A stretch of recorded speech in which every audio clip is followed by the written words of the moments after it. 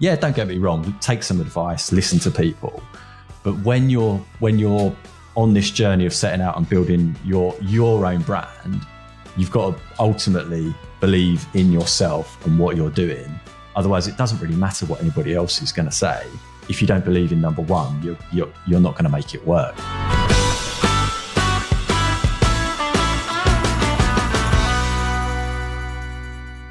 Okay, and welcome to another spotlight session on the Content in Business podcast.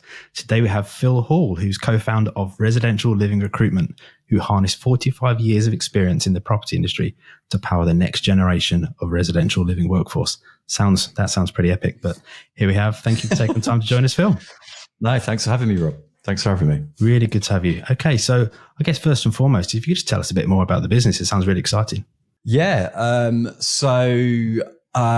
Residential Living Recruitment is a small boutique recruitment agency that has only been trading for just coming up to a year.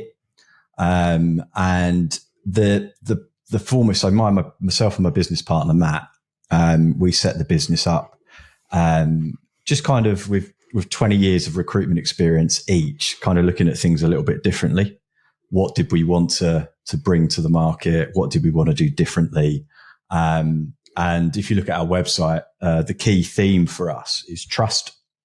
And that kind of trickles down through the whole organization, from the people that work for us, how we interact with one another, kind of how we work as an organization. So we don't have fixed hours as employees. We're not a 9 to 5 organization. People can work whenever and wherever they want to a degree. And we focus on the residential living space. So kind of when Matt and I were coming up with the name of the business, kind of my term was RONSIL. Let's just say what it does. Hence Residential Living Recruitment, or RLR for short. Yeah. So yeah, it's quite we're going around the houses about different names, and we came back to that. But we focus on the living space, so assets across the country that house people.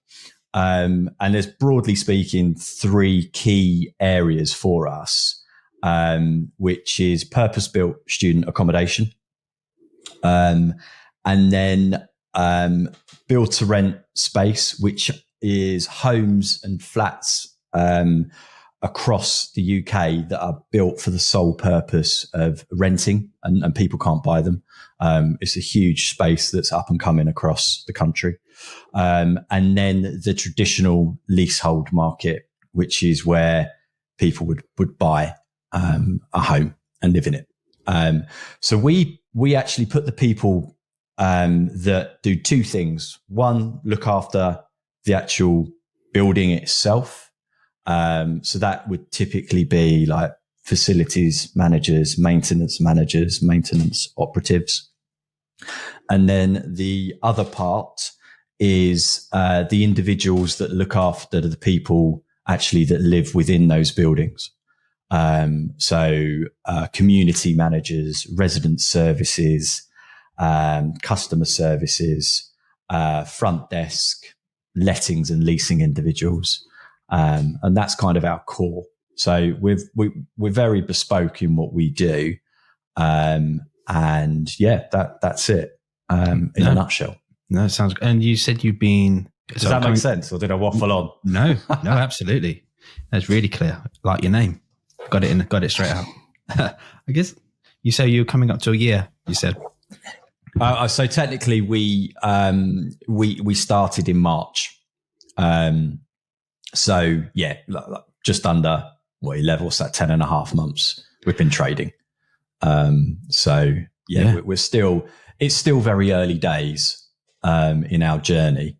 But it's been a very exciting roller coaster, shall we say, those first 10 and a half months, as I'm sure you can appreciate, Rob. Yeah, absolutely. So from the outside in, it's amazing that it's only been that long, because I see a lot of what you do on LinkedIn and your team's grown a lot in that time. So so you're coming up to a year. Has it been what you expected from sort of setup to now, or has it been different to how you first anticipated? It has in some parts. I think so. In the 20 years that I've been involved in recruitment, 18 of that was with a established public sector brand that I learned a hell of a lot through those years. You know, when I came out as a graduate, and my first proper job really, and then moved my way up to a fairly senior position within that organisation. And I think I thought I knew what to do, and I thought I had all the skills and capabilities to set up a company and move it forwards. And I think the reality is very different. Yes, you can look at a P&L and work out, if you're going to make money or not. But a P&L is effectively a forecast, isn't it? And you don't, after you only update that month actual once that month has finished. Yeah, absolutely. So you put all these things together, you put all these grand plans together is my point. And what's particularly when you set up a brand new organization, the reality of what happens over those first 12 months particularly is very different. So I think that kind of like the CRM that we use, the setting up the website, the branding, which I'm sure we'll talk a little bit more about, the marketing side of things. That was kind of fairly straightforward and structured, and went according to plan. Things took a little bit longer, as I guess they always do.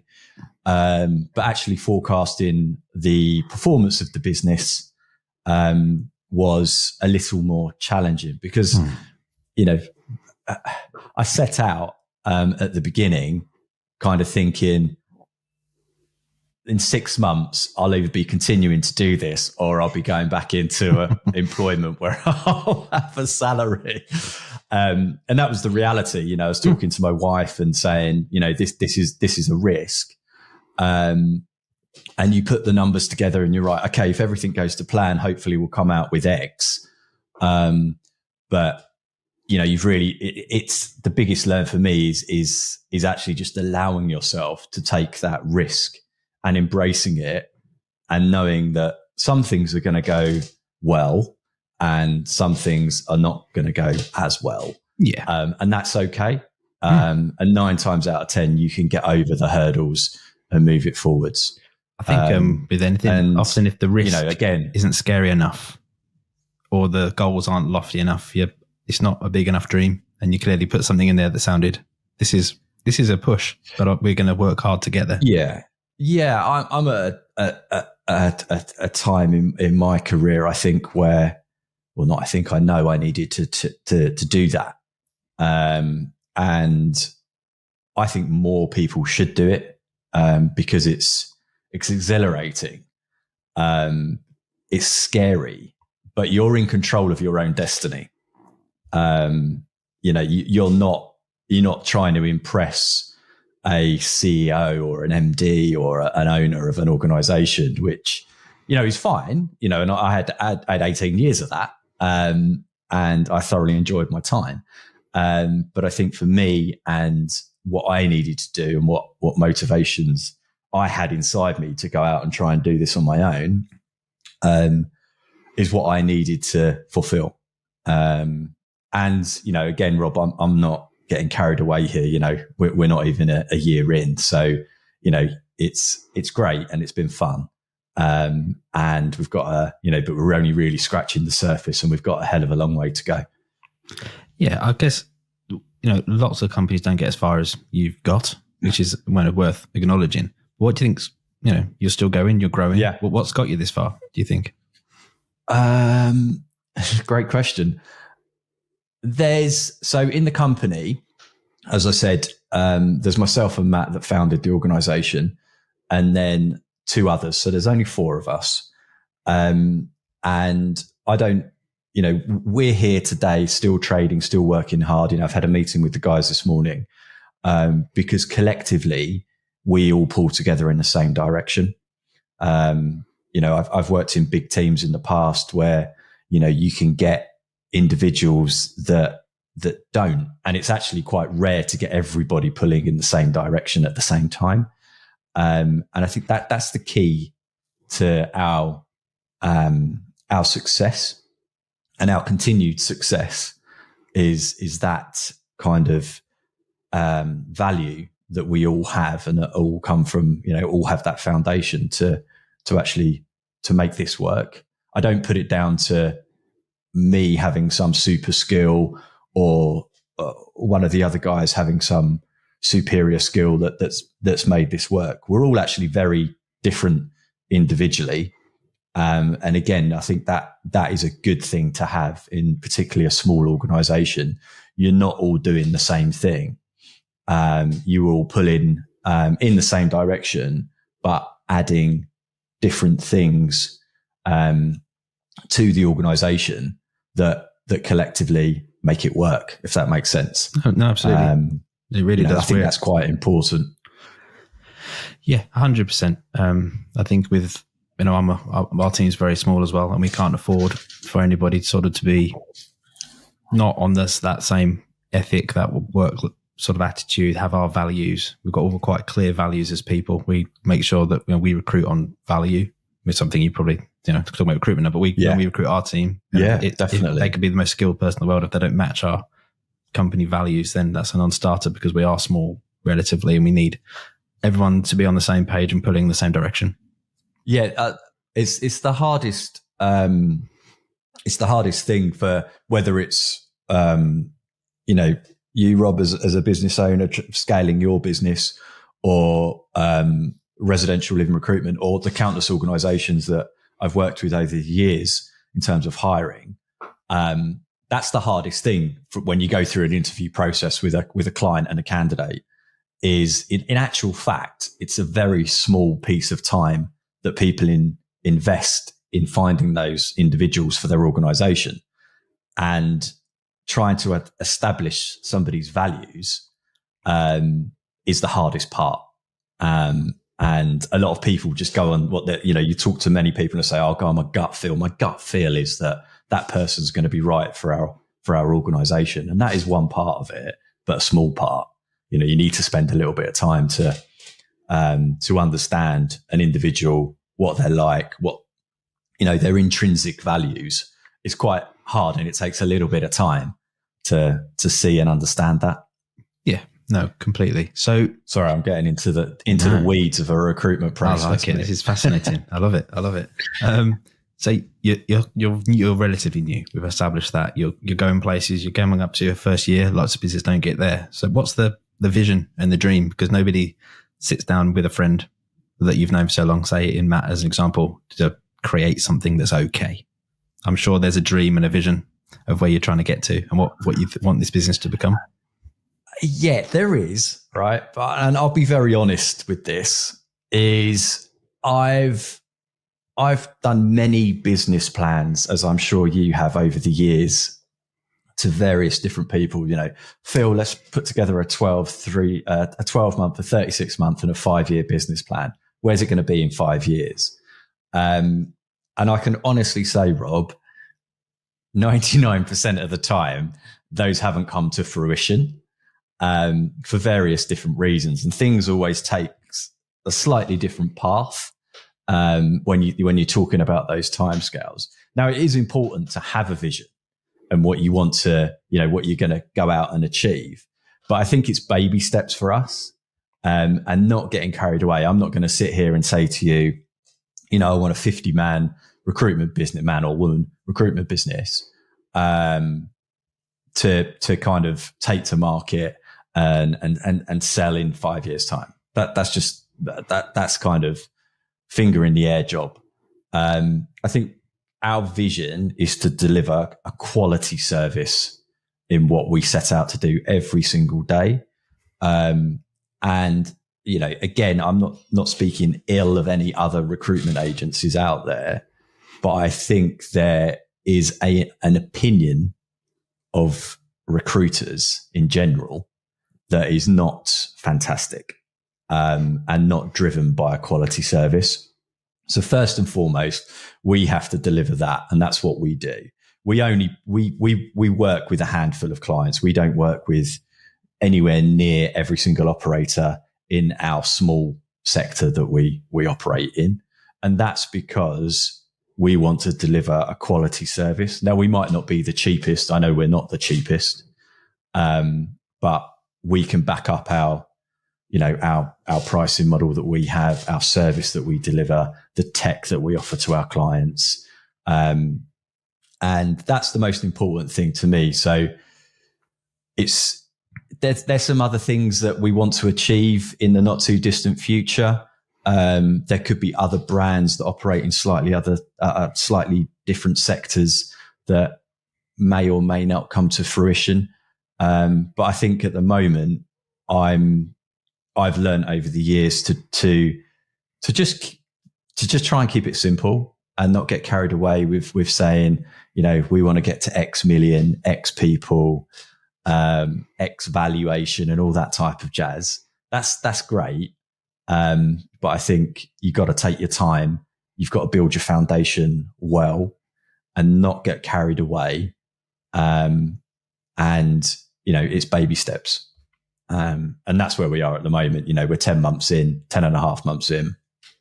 And I think, we've had, a better first year's trading than what we originally planned, which is great. But again, you can, it's a roller coaster and you can have a really good 3, 4, 5, 6 months trading period. And then the next 6 could be not what you hoped. So you just got to, I think, be measured. And that's what we're doing at the moment, is just taking our time and not rushing it, and see where we end up, Rob. It's good. A key thing for us is that our flexible work and everything like that, that one of the things we haven't got is an office at the moment, and we're quite proud of that, I guess, is one way of saying it, is that, but again, it kind of emphasizes where we are, in our journey. And maybe we might be one of these organizations that never has an office, and I'm still sitting here in my office come playroom in 3 to 4 years time. Who knows?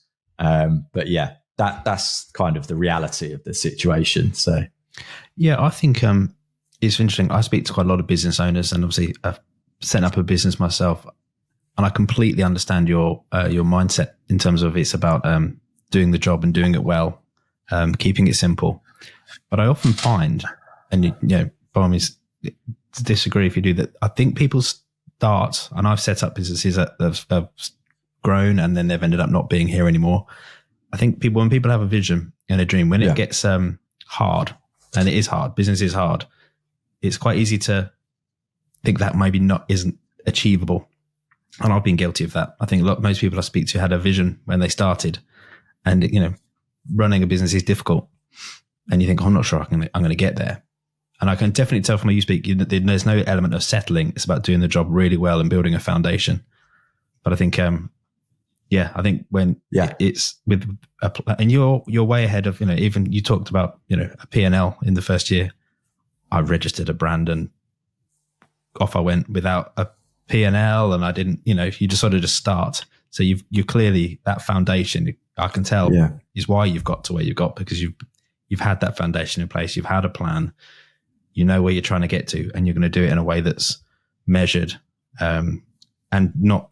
You can often push to grow too quickly sometimes and negate what you're all about. In your place, that's quality and trust, which you could lose if you were going at too much of a pace. So I think you've got the absolutely perfect, mindset going into your second year almost. Yeah. It's a good point, and we were to be completely honest with how we set up the organisation. We didn't go and seek any external funding sources. We set this up based on our own money. What was in the relatively low reserves, if for want of a better term, and there was a lot of sacrifice, particularly in those first 3 to 6 months. And I think that in itself creates a culture within the organization, is that, that there's not bundles of cash sitting in a reserve pot that we can tap into if things don't go in the right direction for a period of time. This is all organic. This is all personally funded. It's really important that we get this. It's never going to be right 100% of the time. We're going to make mistakes. Of course we are. And we embrace those mistakes and we want to learn from them. But you have to have the quality, and the honesty, I think, is another key part in how we operate. You have to have that. Otherwise you're going to struggle. I'm not sitting here saying I know everything about setting up an organization, far from it. But for us, I think that's been the key to our, if we can call it success at this stage, but the key to getting us to where we are today has been that mentality and that ability to all pull in that direction, knowing how this was set up, and all being honest with everybody. Okay, what are we going to bring to the party? How is this going to work? What do we want to achieve? Are we all prepared to take this risk? And let's go and do it. So that's where we are, and that's kind of the key, I think, to work to why we are where we are today. Yeah, I think when I first started, I thought business was more complicated than it probably is.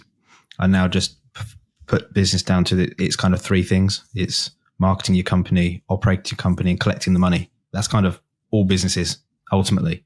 I think getting the second and third, getting that operation bit is key, certainly in a business like yours, for sure. Collecting the money, or we don't get paid, which is key. But obviously, I think we're a marketing business, so I'm going to say it, but I always think marketing is the most difficult and most important and most neglected. I often find part of any business. What do you do within residential living to starting from nothing, building a brand, building their reputation? What is it you do currently to have got yourself to this point? So it's a very timely question in our journey for RLR, actually, because historically, I would scale a team through adding in additional heads. Typically in a recruitment, your biggest asset is the people that work within it. It's a people-driven business, and that's how you would grow. And I think it's a really interesting topic of conversation within the recruitment industry as a whole, marketing and how you market what you do. The process of recruitment is an archaic process. Just from the CV alone, you think of how long has a CV been around. That's a very archaic process, and it's a bit of paper that basically says what people do, right? So from a marketing perspective, we made, and I'll give credit to my business partner on this one. He actually challenged me quite a bit on this. And our second biggest investment, when I say investment, we invested in people to begin with, because you need those people to start. But our second biggest investment is marketing. And that's one of the key learns that I've had over this initial period of time, is actually that's so important, and it's going to continue to be really important for RLR, the marketing piece. So we have a partner that's doing quite a lot of video content for us, and we're building a suite of videos that will start to come online relatively shortly, in the next couple of weeks, and that's a brand new thing for me particularly. And I've seen it in other organizations, but not in the sectors that we operate in, and not really embracing that kind of approaching marketing from a slightly different angle. And I don't just mean putting out a little snippet from an iPhone to say, oh, here's a job, contact Phil.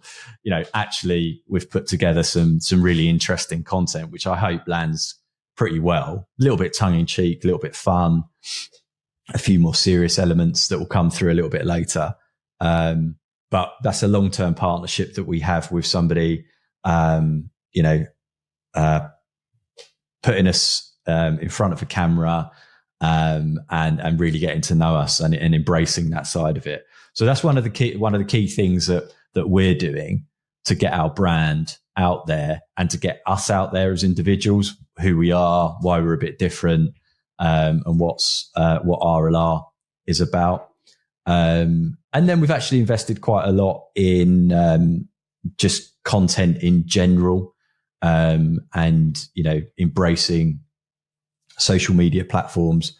I've started posting a lot more on LinkedIn than I ever have done before, and I think it's a really important part, particularly for small young organizations that are looking to grow and put themselves out there and let people know what we're doing. Yeah. So yeah, I hope that gives you a little bit of flavor around the marketing side.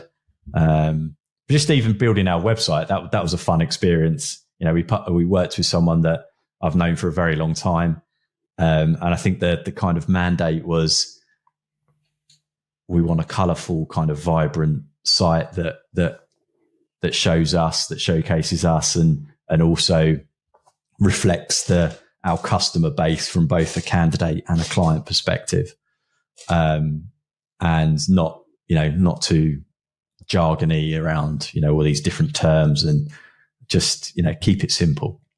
Yeah, I think in your world, you talked about trust, building that trust quality in personal brand is something we're working with clients more and more on, because people buy from people ultimately. So as people, key figures in your business, they can glean from you and your personal brand what the business stands for and what sort of how they will be treated and acknowledged within your company.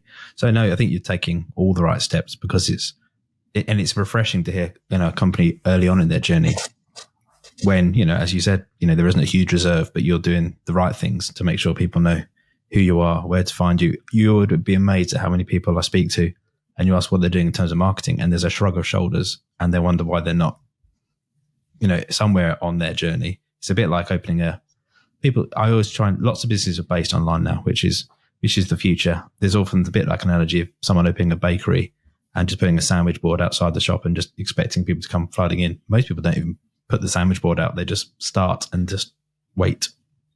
But you're proactively building a brand, telling people where you are. No, fantastic. You're absolutely on that journey. It's exciting. I suppose one closing question I have for you now, Phil. This is, I think, really useful for people. Is with your experience, to this point, you're not just in, I need to get the acronym right. What do you call it? RLR. I can't keep saying. I'm going to RLR. RLR. Yeah. I'll use your terminology. Residential Living Recruitment. It's a bit lengthy. No, I like it. What's the one piece of advice you'd give to another business owner, leader, whatever, from all your experience to date? I could waffle on for ages about this. I think if I was to say one thing to people setting out or thinking about doing something similar to what I've done, over the past 12 months, is to believe in yourself and to kind of really make sure that you try and take all the noise around you away, because so many people, whether it's online, whether it's LinkedIn content, whether it's friends and family, whether it's ex-colleagues, ex-bosses, everybody has an opinion, and everybody wants to tell you something about how to do something that perhaps they've done a certain way whenever over their careers. And I think it's really important to take that noise as low as you possibly can and just focus on what you want to. You don't want to go out there and create a brand that already exists, right? You don't want to go out and create something that is there and copy somebody else, in essence. Yeah, don't get me wrong. Take some advice, listen to people. But when you're on this journey of setting out and building your own brand, you've got to ultimately believe in yourself and what you're doing. Otherwise, it doesn't really matter what anybody else is going to say. If you don't believe in number one, you're not going to make it work. So that would be my biggest piece of advice: is listen to number one, believe in yourself, be brave, and take the leap. Yeah, it's funny what you said there about you don't want to be like somebody else. I've heard a really great quote of, if you just take from one person, it's stealing. But if you take from everybody, it's research. And that's what I would recommend to people when they're starting. You just look at the industry, look at everything, and you can take from everyone. That's research. If you just take from one business, I want to be like them, that's just stealing. And that won't get you where you want to go. Yeah, you can burn hours, days, weeks and months in doing all that type of stuff. And I think, I've fallen foul of that previously. And I think you just have to crack on, believe in yourself and go and do it. Yeah. What's the worst that can happen? Absolutely. So we did make sure people know where they can find you online. So you can find, correct me if I'm wrong, Residential Living Recruitment at rlrecruitment.com. Sounds like it should be my company. That's right. There you go. rlrecruitment.com. And we'll make sure there's links in the show notes. Work for us, Rob. Yeah, it might do. We'll make sure there's links in the show notes and all your social media profiles and so people can find you. Really enjoyed talking to you, Phil. That's really, really great insights into what you do and how you do it. Is there any last sort of final comments for anyone or anything you'd like to say before we wrap things up? No, just thanks to you, mate. Obviously, we've known each other since we were 4 years old. So it's quite nice to have a chat with a mate about, who's gone on a similar journey, albeit very different industry, but it's been fun. And thanks for inviting me to do this, Rob. Oh, fantastic. Well, you can find all the content in business episodes, including the spotlight sessions at playerfitmarketing.com/podcast and on all major podcast platforms. So until next time, thanks everyone for listening. See you next time.